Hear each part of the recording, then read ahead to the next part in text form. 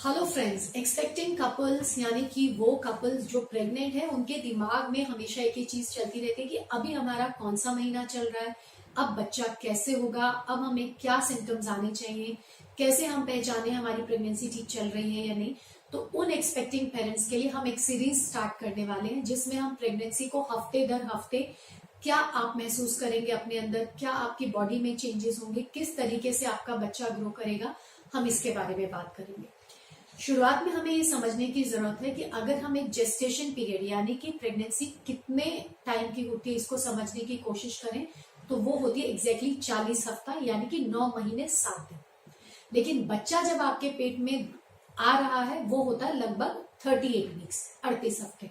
शुरुआत के जो 2 हफ्ते हैं वो फर्टिलाइजेशन टाइम का है, यानी कि वो अंडा जिसमें फर्टिलाइजेशन होना है और आगे जाकर के जिससे गर्भ बनना है, उस अंडे की बनने की प्रक्रिया को भी 40 हफ्ते में हम जोड़ते हैं। यानी कि आपकी डिलीवरी की डेट क्या रहेगी ये इस पे तय नहीं करती है कि कब अंडा फर्टिलाइज हुआ, ये उस पे तय करता है कि अंडा बनने की प्रक्रिया कब से स्टार्ट हुई। यानी कि आखिरी बार आपको महीना कब आया उसके पहले दिन से हम आपके डिलीवरी की डेट तय करते हैं। तो इस प्रकार से अगर हम जेस्टेशन पीरियड की बात करते हैं तो वो होता है 40 वीक्स यानी कि 9 मंथ 7 डेज। जो फर्स्ट 2 वीक्स रहते हैं उस दौरान प्रेगनेंसी जो है अपनी माइक्रोस्कोपिक स्टेज में रहती है। अभी फॉलिकल वो एक बैग होता है जिसके अंदर में अंडा बनता है, वो डेवलप होना स्टार्ट होता है, वो मैच्योर होता है और फॉलिकल का साइज ऑन एन एवरेज जब 18 से 20 मिलीमीटर का आ जाता है तो उसके अंदर में एक परिपक्व यानी कि एक मैच्योर एग होता है। और फिर हार्मोनल चेंजेस के चलते बॉडी में ये फॉलिकल रप्चर होता है यानी कि फूटता है, उसमें से एग रिलीज होता है। और इस दौरान अगर हस्बैंड वाइफ के बीच में रिलेशनशिप बनता है तो स्पर्म जो है वो एग तक पहुंचता है। एग की लाइफ जैसे कि हमने अपने पहले वीडियोस में भी बताया था वो होती है 24 आवर्स की, और स्पर्म जब बॉडी में एंटर करता है तो उसकी लाइफ होती है लगभग 72 आवर्स की। एग और स्पर्म जब आपस में मिलते हैं तो इसे हम बोलते हैं फर्टिलाइजेशन या निषेचन की प्रक्रिया। तो लगभग ये 2 हफ्ते के आसपास की प्रक्रिया होती है। और एग और स्पर्म मिलने के बाद उसके अंदर में कुछ सेलुलर चेंजेस होते हैं जिसके जरिए सबसे पहले वो 2 सेल स्टेज, फिर 4 सेल स्टेज और लगभग 2-3 दिन के बाद 6 to 8 सेल स्टेज पहुंचती है और उसके 2-3 दिन के बाद वो ब्लास्टोसिस स्टेज में पहुंचता है। तो ब्लास्टोसिस बनने तक की प्रक्रिया जो है वो हमारी बॉडी में ट्यूब्स के अंदर में होती है और फिर ये ट्यूब्स का काम होता है कि इस ब्लास्टोसिस को वो हमारी बच्चेदानी में पहुंचाए, जहां पे फिर से कुछ चेंजेस होते हैं। ये ब्लास्टोसिस बच्चेदानी के अंदर में चिपकना स्टार्ट करता है और फिर उनके बीच में एक तालमेल बैठता है जिसे हम बोलते हैं इम्प्लांटेशन। और अब बॉडी में कुछ हार्मोनल चेंजेस होने स्टार्ट होते हैं। तो first 2 to 3 weeks of pregnancy में आपको कुछ भी अलग से समझ में आएगा कि आप प्रेग्नेंट हो रहे हैं या नहीं, ऐसा नहीं होता है। हाँ, बॉडी में कुछ लिटिल चेंजेस होते हैं जो लगभग प्रेग्नेंट या नॉन प्रेग्नेंट स्टेज में सब में होते हैं और आपको उसको बहुत ज्यादा नोटिस करने की जरूरत नहीं है। बेसिकली ये चेंजेस होते हैं बॉडी में जस्ट टू मेक श्योर या इजी करने के लिए कि स्पर्म एग तक पहुंच पाए। जैसे कि जो सर्वाइकल म्यूकस है यानी कि बच्चेदानी के मुंह से निकलने वाला जो पदार्थ होता है वो थोड़ा सा लिक्विफाई हो जाता है, तरल हो जाता है ताकि स्पर्म की मूवमेंट उसमें इजी हो। अब कुछ हार्मोनल चेंजेस भी होते हैं एग रिलीज होने के बाद। तो किसी किसी को ब्लोटिंग यानी कि बॉडी में हेवीनेस लग सकती है, ब्रेस्ट में हेवीनेस लग सकती है, या कुछ मुंह का टेस्ट चेंज हो सकता है। लेकिन ये सिम्टम्स प्रेगनेंसी के हैं ऐसा हम लोग नहीं बोल सकते हैं। ये सिम्टम्स एग रिलीज होने के हैं और उसके बाद होने वाले हार्मोनल चेंजेस के हैं। अगर एग फर्टिलाइज हो रहा है यानी कि प्रेगनेंसी की तरफ हम बढ़ रहे हैं तो भी ये चेंजेस होंगे, और अगर एग फर्टिलाइज नहीं हो रहा है और प्रेगनेंसी की तरफ हम नहीं बढ़ रहे हैं तो भी लगभग यही चेंजेस होंगे। तो फर्स्ट 2 to 3 वीक्स में आप अपने अंदर कोई भी बदलाव महसूस नहीं कर सकते हैं। लेकिन हाँ, अगर प्रेगनेंसी बन रही है तो ये बहुत डायनामिक टाइम रहता है। भले ही ऊपर से कुछ नहीं दिख रहा है लेकिन अंदर में बहुत सारी चीजें बहुत फास्ट और तरीके से हो रही है। अगर हम इसे समझना चाहते हैं तो जैसे हम मिट्टी में बीज डालते हैं तो हमें ऐसा लगता है कि उसमें कुछ नहीं हो रहा है क्योंकि अभी पौधा तो दिखाई नहीं दे रहा है, लेकिन जमीन के अंदर इतना सब कुछ हो रहा है, वो इतना इम्पोर्टेंट है कि वो सब चीजें तय करती है कि पौधा किस तरीके का होगा, हेल्दी होगा या नहीं। लगभग कुछ वैसा ही टाइम ये शुरुआत के 2-3-4 हफ्ते का है, जब हमें तो कुछ समझ में नहीं आता है, ना ही कुछ अल्ट्रासाउंड में कुछ समझ में आता है, लेकिन माइक्रोस्कोपिकली जेनेटिक लेवल पे अंदर में बहुत सारे चेंजेस हो रहे हैं। तो फर्स्ट 2 वीक्स में एग बनता है और उसके बाद फिर फर्टिलाइजेशन होता है। अगर फर्टिलाइजेशन हो गया है तो उसके बाद इम्प्लांटेशन होता है और फिर हम एंटर करते हैं 3rd to 4th वीक में। अब ये जो भ्रूण अंदर में चिपकना स्टार्ट होता है तो इसके अंदर में धीरे धीरे करके एम्ब्रियोनिक चेंजेस आएंगे। सबसे पहले वो एक सैक बनने की प्रक्रिया स्टार्ट होती है, जिसे हम बोलते हैं जेस्टेशनल सैक या वो थैली, जिसके अंदर में प्रेगनेंसी डेवलप होगी।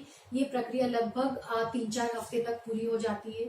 फिर इसके अंदर में एक योग सैक एक रिंग के जैसा स्ट्रक्चर हम लोग अल्ट्रासाउंड में देखते हैं, वो डेवलप होता है। योग सैक बेसिकली अंदर जो प्रेगनेंसी डेवलप हो रही है उसका किचन है, वो वहां से सारे न्यूट्रिशन की सप्लाई उसको होती है। और आगे जाकर के इसी योग सैक से मेजरली जो है प्लेसेंटा या आवल, जो कि बच्चे को न्यूट्रिशन सप्लाई करता है, मदर से सब चीजों को लेकर के बच्चे तक पहुंचाता है, ये चीज बनती है। तो 4 to 5 वीक्स तक ये प्रक्रिया बनने की स्टार्ट होती है। इस दौरान अभी आपको हो सकता है कि हल्का फुल्का कुछ चेंजेस अपने शरीर में महसूस हो, कि आपको ब्लोटिंग लगनी स्टार्ट हो सकती है, थोड़ा सा चिड़चिड़ाहट हो सकता है, हल्का हेडेक हो सकता है, आपके ब्रेस्ट हेवी हो सकते हैं, आपके मूड स्विंग्स हो सकते हैं, कुछ खाने पीने की आदतें चेंज हो सकती हैं। लेकिन बहुत ही बारीक के चेंजेस होते हैं, अगर आप खास नोटिस करेंगे तो समझ में आएगा, या हो सकता है ये नोटिस में नहीं भी है। मेन जो होता है कि प्रेगनेंसी हो रही है या नहीं, या आपके शरीर में क्या बदलाव आएगा, वो लगभग 5वें हफ्ते से स्टार्ट होता है। सबसे पहला बदलाव ये होता है कि आपके पीरियड्स मिस हो जाएंगे। जैसे ही आपके पीरियड मिस होते हैं तो सबसे पहले यही आता है कि हम प्रेग्नेंट हैं या नहीं है, और इसको जानने के लिए जो इजी टेस्ट है वो है यूरिन प्रेगनेंसी टेस्ट, जिसे आप आराम से अपने घर में कर सकते हैं और ये जान सकते हैं कि आप प्रेग्नेंट हैं या नहीं है। इस दौरान जो है बच्चा जो है, आप ये सोचिए कि आप दिखाई तो नहीं देता है, लगभग एक तिल के दाने का या थोड़ा सा उससे बड़ा होता है, और उसमें एम्ब्रियोनिक प्लेट्स वगैरह बन जाती हैं और शुरुआत के वो स्ट्रक्चर्स बनने स्टार्ट हो जाते हैं, जो आगे तय करेंगे कि बच्चे की डेवलपमेंट कैसे होगी, उसके अंग कैसे बनेंगे और उसकी ग्रोथ कैसे होगी।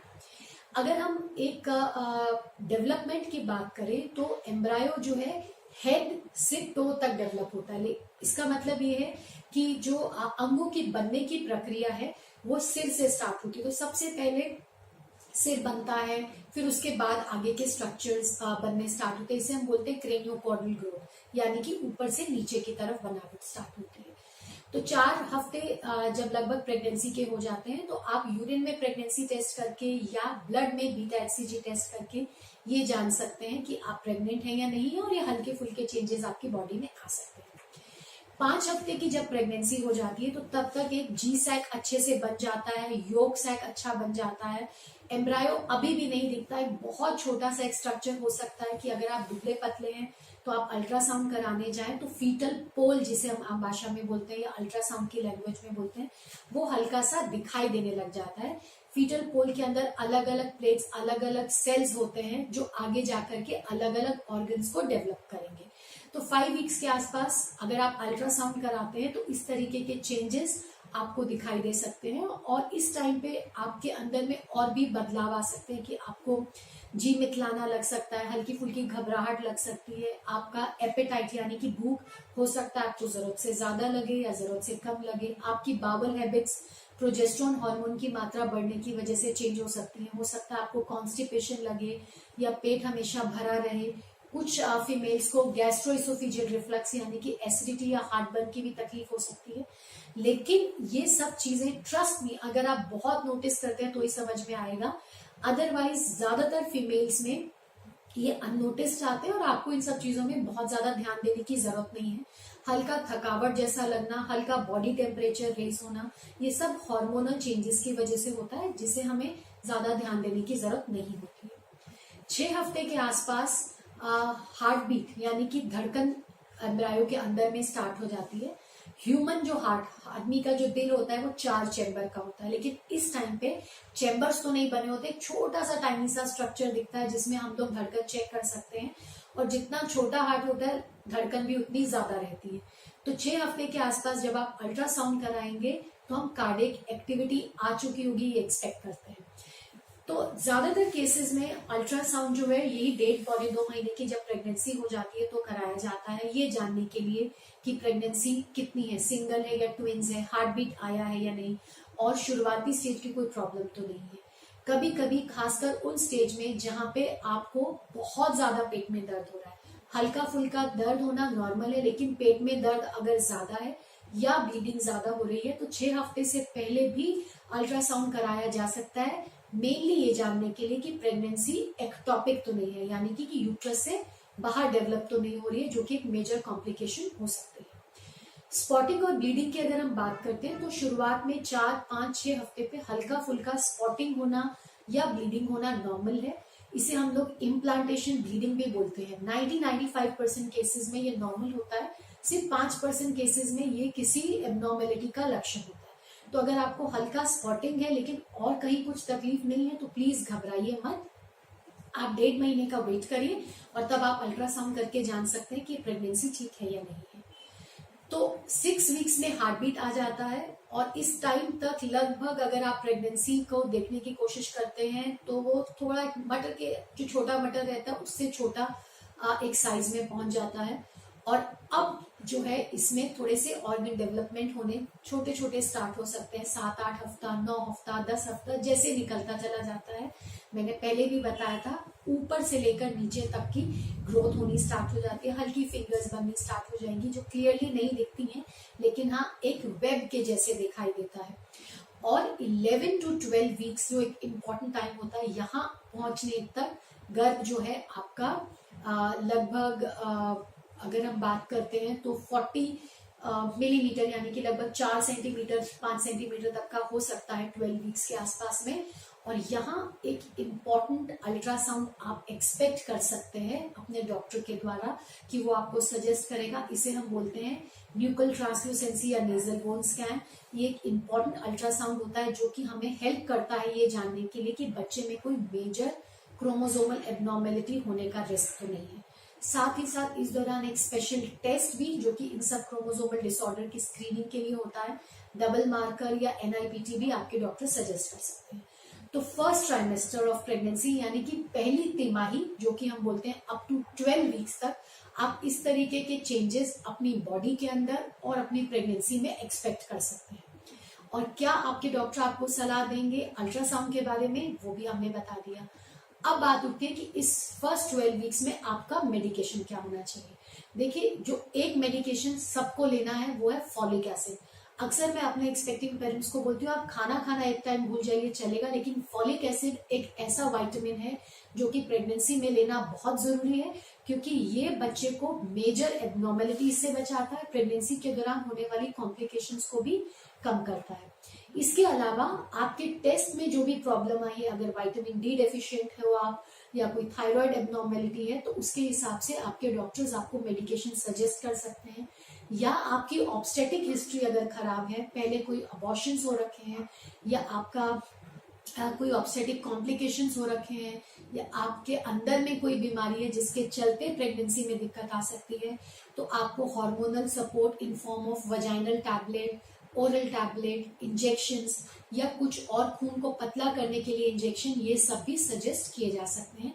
लेकिन ये केस टू केस वेरी करता है और आपकी रिपोर्ट्स पे डिपेंड करता है। तो फर्स्ट 3 मंथ्स में कैसे प्रेगनेंसी ग्रो करती है, क्या आप एक्सपेक्ट करें, आई थिंक बहुत क्लियरली मैंने इस वीडियो में बताया है। और हम नेक्स्ट वीडियो में अगले 3 महीनों के बारे में बात करने वाले हैं। Thank you.